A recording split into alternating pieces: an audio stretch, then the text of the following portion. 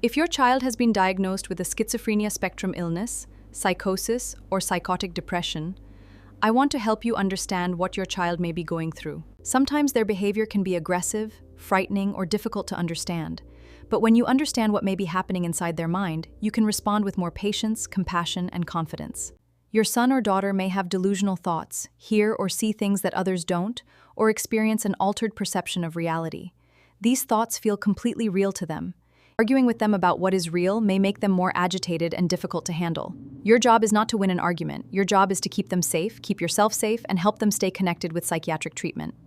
For example, if your child says, "I feel uncomfortable in this room. I don't feel safe here," don't get frustrated and immediately argue, "There is nothing wrong with this room." Instead say, "I can see that you're uncomfortable, and I understand that this room doesn't feel right to you. Let's sit somewhere quiet and talk about what is making you uncomfortable." When your child is doing well, learn what his normal looks like. How does he normally sleep? How does he normally talk and behave?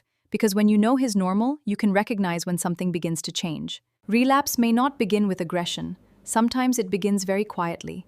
Your child may suddenly sleep much less, become unusually irritable, or start withdrawing from the family. Sometimes he may become unusually suspicious, feel that people are watching him or trying to harm him, or begin saying things that don't make sense. He may also start hearing or seeing things that others don't. Sometimes you may notice changes in the way he speaks or behaves. He may stop taking care of himself, lose interest in things he normally enjoys, or suddenly behave in ways that are very unlike him. Why am I telling you all these early signs? Because relapse usually doesn't happen all at once.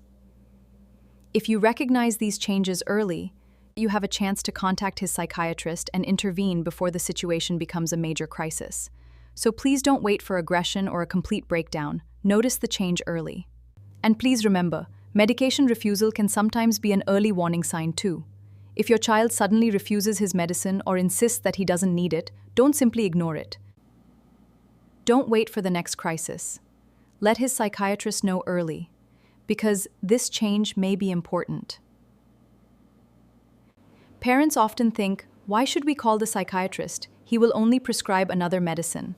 But psychiatric follow-up is much more than writing a prescription.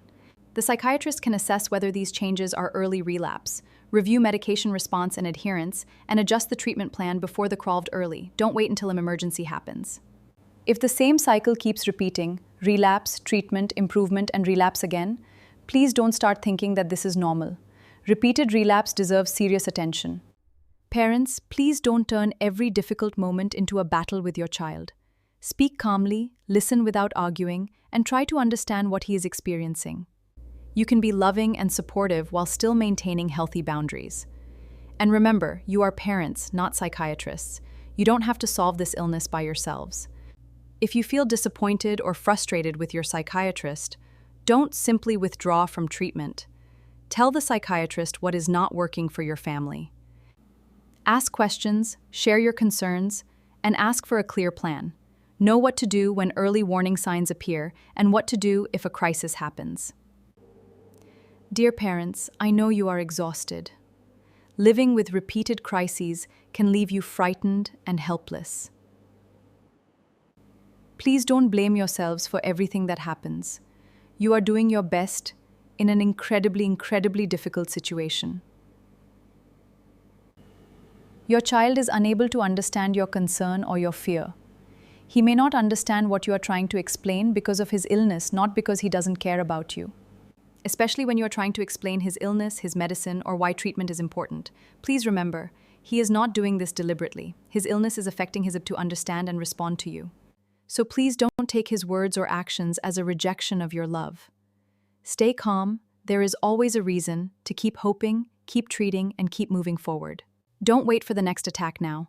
Notice the early signs, stay connected with the psychiatric team, and act early, because recognizing warning signs today can prevent the next crisis.